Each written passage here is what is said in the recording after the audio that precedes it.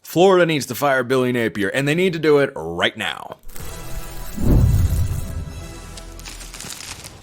You are Locked On College Football, your daily podcast on all things college football. Part of the Locked On Podcast Network, your team every day. Welcome, everybody, to another episode of Locked On College Football. I'm your host, Spencer McLaughlin. Thank you so much for making this your first listen or your first view of the day.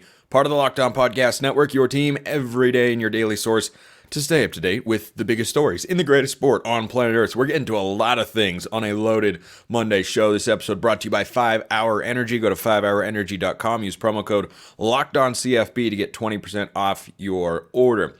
3 letdown performances from the weekend, and some that roll over through the first several weeks of the season. Washington State isn't one of them, though. What a win for the Cougs. What that means for the Pac-12 coming up today. But that's Brandon Olson, Locked On Gators, joining me to discuss why Billy Napier needs to be relieved of his duties, because this is another embarrassing loss at home to a Texas A&M team that is not ready to compete. This is an average SEC team. They walked into the swamp, and with Napier coaching for his job, essentially, they get blanked in the first half. I mean, this was even worse than it could have been. I think they need to make this change so that they can make contact with Lane Kiffin right now.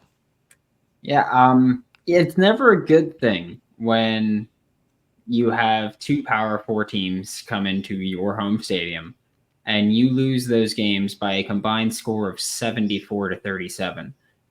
You can combine Florida's scoring output from both games and put them against just Miami, and they still lose that game, and you put them against just Texas A&M, and you win that game by 4.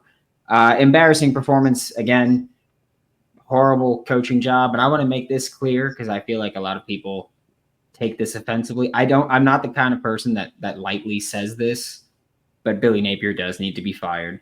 I understand this is still someone's job, and so I'm not trying to say bash him or anything like that. Nothing against him personally, but it's simple that it's year 3. You have proven that you cannot run this program effectively, and you should be relieved of your duties. And if it's Lane, it's Lane. Just so. It's year 3, and it feels like they're getting worse. It doesn't feel like there's a step forward. I can understand the first year, it doesn't go great. The second year, you didn't show as much progress as you'd like, but this isn't, ultimate hot seat. But boy, you need to win this year. But for me, Brandon, I wasn't even on board with he's going to be fired because I thought Florida might win 5 games this year. Brandon, they might win 3 games this year. I don't even know. How many games are they going to win? Yeah, I honestly don't know. I told you last week, the funniest possible You did. Well, you tried to tell me that Texas A&M was going to win the football game, and like an idiot, I picked Florida for the second time in 3 weeks. Florida and who else do I need to stop picking? Oh, I need to stop picking against Washington State. Like, I don't even know what I'm doing on some of these picks. I do know on some others, though. Hey, last week I said my alma mater, Toledo, is going to beat Mississippi State. It did. You did. And then Florida is going to lose to Mississippi State, which they just might. It's just embarrassing at this point, because one of the things for me that really bothers me is not the losing. I can understand losing as long as you look like you're putting a competent product on field. There's some promising things. We're seeing changes that are happening, which we are not seeing happen in Gainesville. But for me, the thing that really just sends me over the edge here is the swamp. My entire life, I'm 28 years old, my entire life, the swamp has been thought of as one of the most daunting places for an opposing team to come in and play. And I've sat through some bad Florida Gators teams, and it was still a daunting place to come play. And twice this season, I've seen a Power 4 school go into the swamp and just relentlessly taunt you. And it's not that there's no fear of the swamp. It's that there's no even respect of the swamp anymore. Like, they don't care. That game, I forgot who it was that scored the first touchdown for A&M. It was a hyphenate last name. He scores, and he starts doing the Gator chomp, and then he thumbs down at the crowd. And it's just stuff like that where the fact that people feel comfortable going into your home field and doing that to you. I'm not the type that gets upset by other people taunting and doing the chomp. I love that kind of trash talk, but just you have nobody protecting that. And that's the embarrassing thing to me. It's just that you are becoming a laughingstock in front of our very eyes. And something I mentioned earlier, that it feels like it's getting worse. Think about 2 years ago in season 1, Billy Napier beats the eventual Pac-12 champion Utah Utes. Now, that wasn't a great Florida team by any stretch, but still you saw the potential. You saw the promise. But in these 2 games, there's nothing. The defense is getting cooked. The offense is out of sync. There's nothing good. There is nothing you can hang your hat on. If you're Billy Napier going to Scott Strickland, the athletic director right now, and defending your job and saying why you should maintain it, there is no realistic pitch that he could be making right now. I have one. Oh, okay, go for it. That Scott Strickland will not get to hire the next head coach of the University of Florida. So Billy's probably like, hey, buddy, you can pull shoot, but I'm grabbing you out the plane as we go, too. That's the only reason I can think of. It's like that scene in X-Men First Class when Beast sinks his claws into Hazazel, and he's like, if you go, we go. I mean, maybe, but I mean, how hard is it to hire Lane Kiffin, really? I do want to go beyond that, Brandon. Let's say this move takes place, and heck, by the time this show is coming out, the move might have been made. If Billy Napier is no longer the Florida coach, let's say Lane Kiffin likes Oxford. Who's the next guy on the list? I would imagine that there's a certain former 2-time national champion winning head coach from Gainesville, or at least in Gainesville, in Urban Meyer, that would get a call. And he'd get a call from me. And I am not an Urban guy like that, but I'd go, hey, man, we need to get this program back on track, and you're a guy that just gets, done.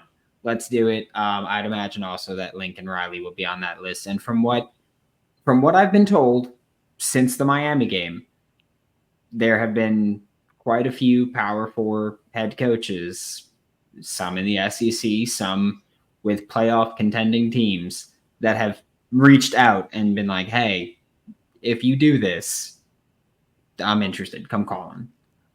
Do you think Brent Key at Georgia Tech would be on that list? I don't, but he would be at the top or near the top of my list. But I don't think he would leave Georgia Tech. I know it's Georgia Tech to the SEC, but it's his alma mater, and for those things, right?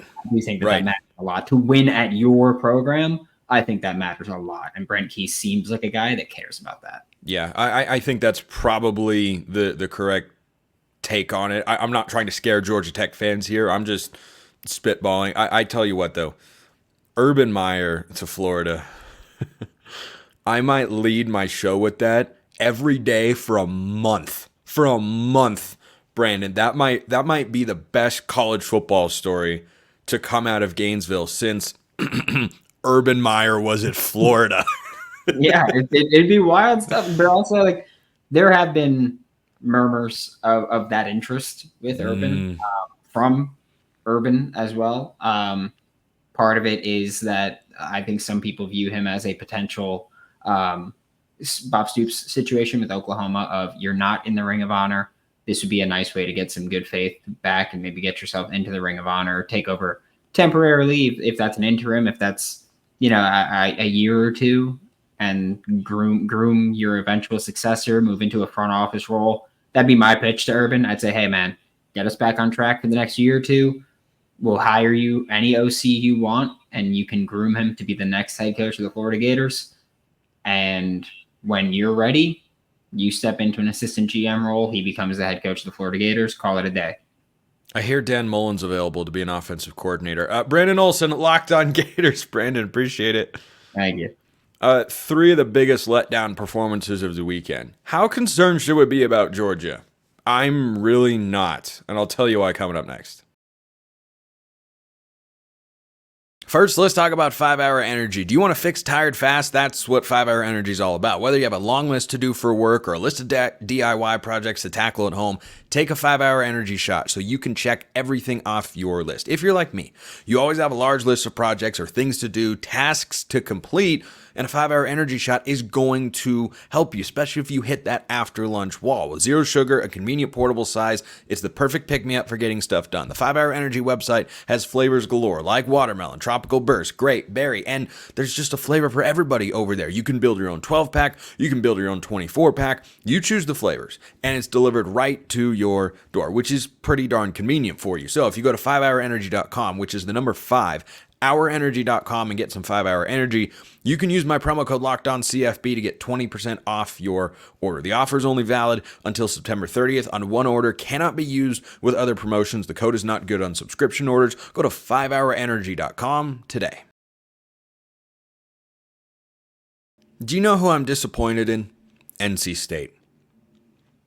I could have gone with Virginia Tech here, quite frankly. By the way, quick side note, UCLA fans, I tried to tell you, and you could be fine in the long run, but tried to tell you this was going to be a bad year. This could be a really bad year. Just had to slip that in. But NC State, that was not a great performance. NC State is 2-1. They're the most disappointing 2-1 college football team in the entire country.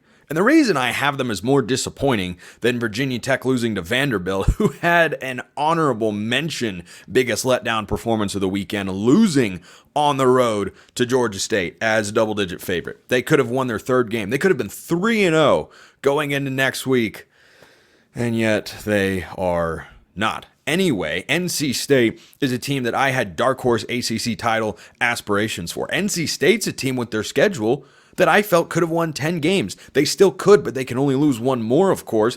And I don't know how much faith I have in them to do that. They have a... I laugh before this next sentence. You're about to see why. They play back to... The AP poll works in mysterious ways. More on them later. They play back-to-back top 25 opponents. I can barely get the sentence out of my mouth. Clemson and Northern Illinois. It's too good to not be true, and it's 100% true. 21st ranked Clemson, 23rd ranked Northern Illinois. What a sentence. That's what NC State has upcoming. They're at Clemson. They're at home against the Huskies. Then they play Syracuse, at Cal, host Stanford, host Duke, at Georgia Tech, at North Carolina. It's not a brutal schedule. It's incredibly workable. I thought they could win double-digit regular season games. My faith in their ability to do that is pretty slim. It's pretty slim. Syracuse is a good team. Cal is a solid team. Georgia Tech's a pretty good team. I don't think they're going to win all of those games. Through the first 3 matchups, NC State has delivered 3 underwhelming or outright disappointing performances. West Carolina the first week, it was a dogfight. That's not good. 38-21 the final. Week 2, the big marquee game in your home state, not your home stadium, but in your home state against Tennessee, 51-10. And then this past week, you come back home, you play Louisiana Tech, who's a fine program. Fine team, maybe. Can't say I know a lot about Louisiana Tech. 30-20? This is not a team that looks like they're contending for the ACC. Now, they can flip this narrative. They can change my perception and the perception of many others, and maybe the belief in that locker room this week if they go on the road and win at Clemson. I've been far more impressed with Clemson through the first 3 games than I have NC State. So they're one of the most disappointing teams, and they had another disappointing outing this past week. You should win that game by more than 10 at home. You just should. You just should.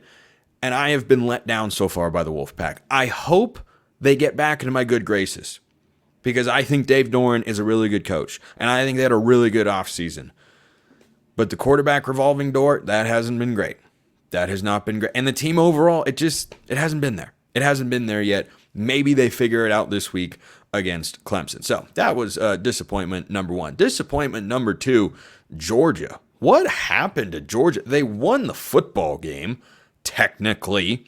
They got what actually mattered, what everybody will remember. This is not the first time Georgia has been pushed during this undefeated run in the regular season. This is not the first time they've been pushed by Kentucky in the undefeated regular season. If you're a head football coach and you have Georgia on your schedule this year, How do you not call Mark Stoops and say, excuse me, Coach Stoops, what are you doing that's working? Why does this work? Why does this click? Why can most teams even teams that have more talent than Kentucky? Ole Miss's team last year, more talented than Kentucky. They didn't play Georgia this close.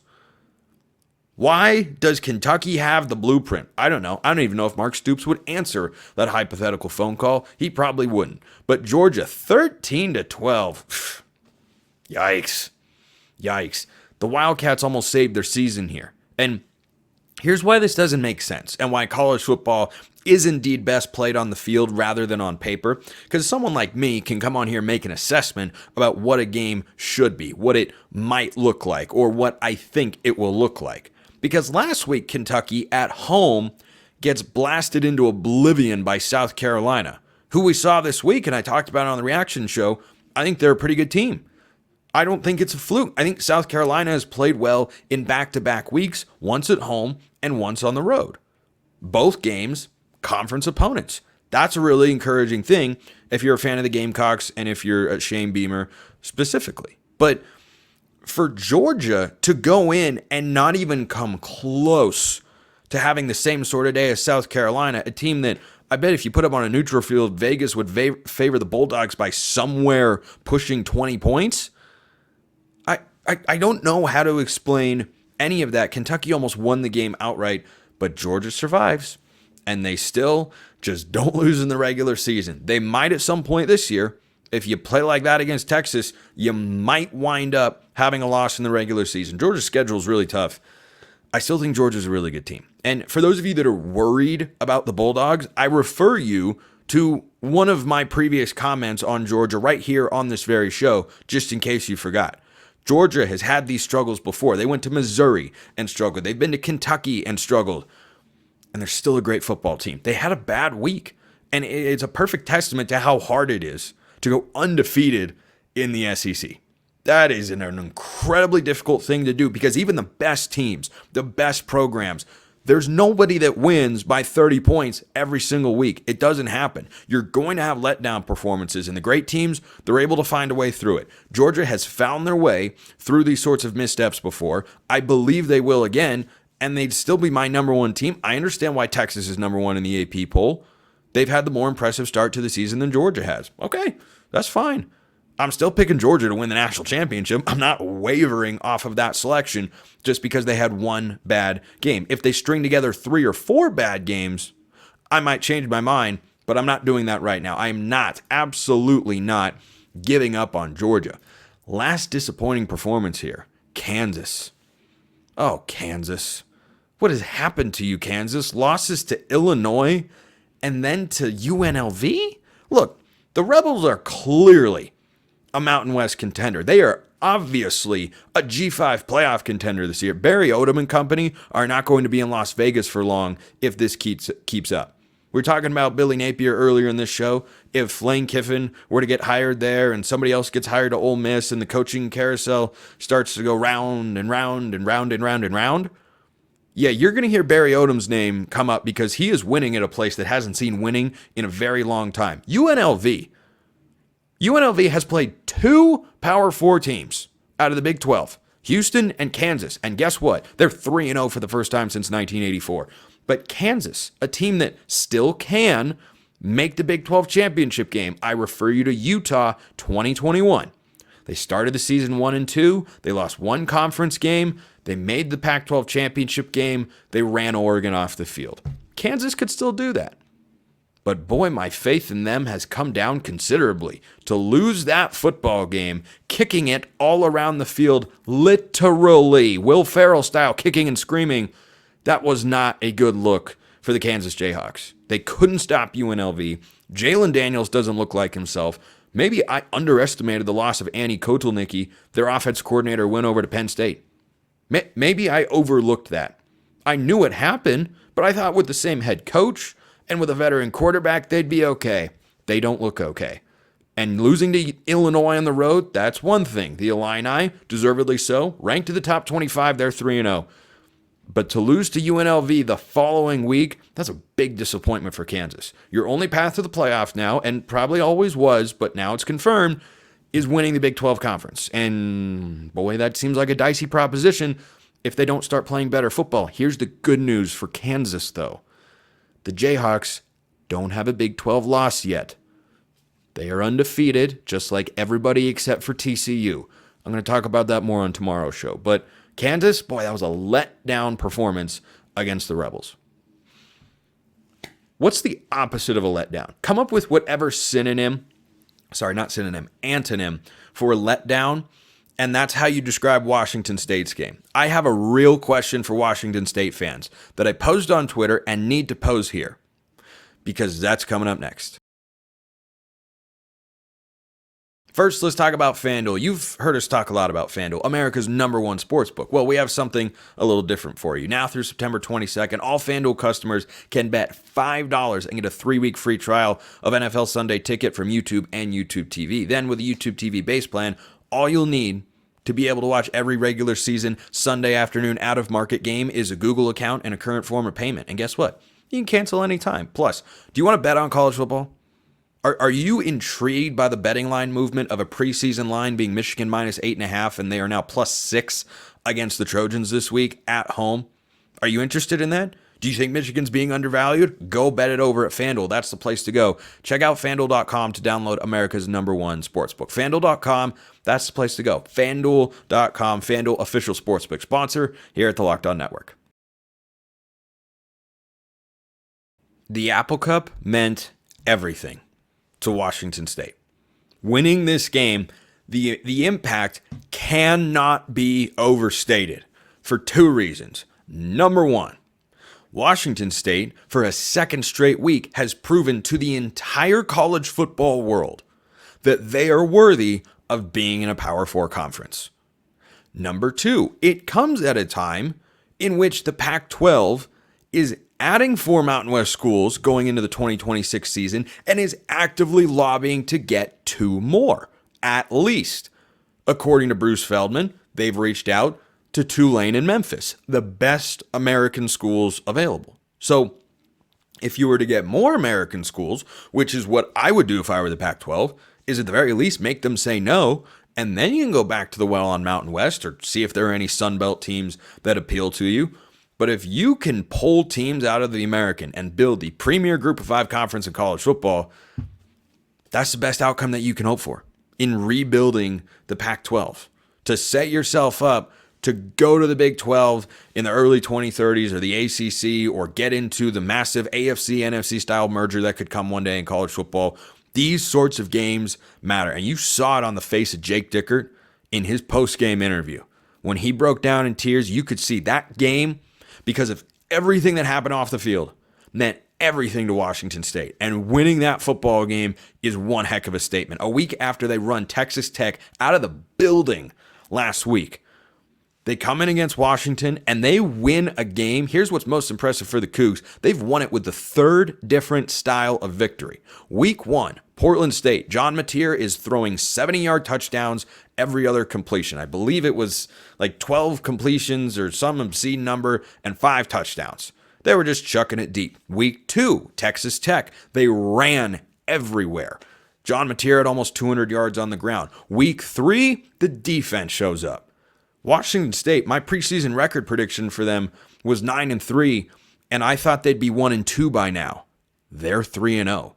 And allow me to have a word with the Associated Press. Anyone out there who votes in the AP Top 25, what exactly did Washington State need to show you to garner a top 25 ranking? Why is Texas A&M's resume more impressive than Washington State's? The answer is it's not. They have a loss at home to an overrated Notre Dame team that has a loss to a Northern Illinois team only ranked so that they can justify ranking Notre Dame at number 18 or wherever they are ranked inside the top 20. Probably a little bit too high, though Notre Dame had a bounce-back performance. Give the Irish credit. They have to win the rest of their games to guarantee a playoff spot, but I digress. Washington State, a win against a Texas Tech team that had a preseason win total of 8.5, and a Washington team that's going to be in the middle of the Big Ten and is, in the Big Ten. And you go win that football game in what is essentially a road environment. It's a neutral field, but it's in Seattle. That's more of a home game for Washington than it is for Washington State. What in the world do they have to do? I don't know, is the answer. And them not being ranked, that ticks me off a little bit. They play San Jose State this Friday at home in Pullman. It's on the CW. It's at 7 p.m. Pacific time, at 10 p.m. Eastern, because, well, Pac-12 After Dark never truly dies. Then the following week, they play Boise State. I'm just going to throw this out there. That game has playoff implications for the Broncos, presuming Washington State wins this week and avoids the emotional letdown, which you got to be on guard for, even against a first-year head coach down there in San Jose, but the game is at home. When you go to Boise State, that's going to have playoff implications for the Broncos, who need to have as few losses as possible to build a group of 5 playoff resume. Could that have playoff implications for Washington State? If the Cougars go, this is just an if. This is just an if. There's still a lot of season to be played. And Washington State fans should know from last year that there's a lot of season to be played. If Washington State goes 12-0, they're going to be pretty hard to ignore. When you've got 2 Power 4 wins, you'd have a road win against Boise and Fresno and Oregon State. That'd be pretty hard to ignore.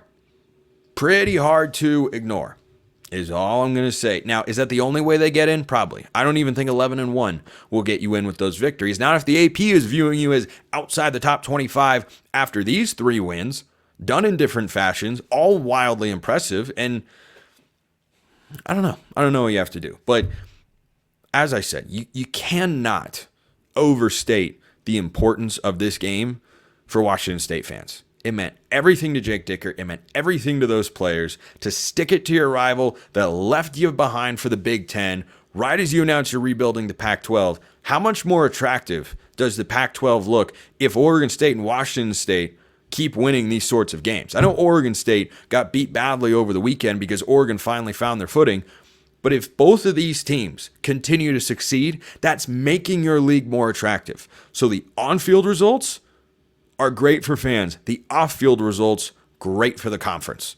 I think it is a double impact every time Oregon State and Washington State take the field, and this is a big step forward. Now, the question that I teased coming into this segment, I didn't forget about it, don't worry, because this is a legitimate question for Coug fans at this point.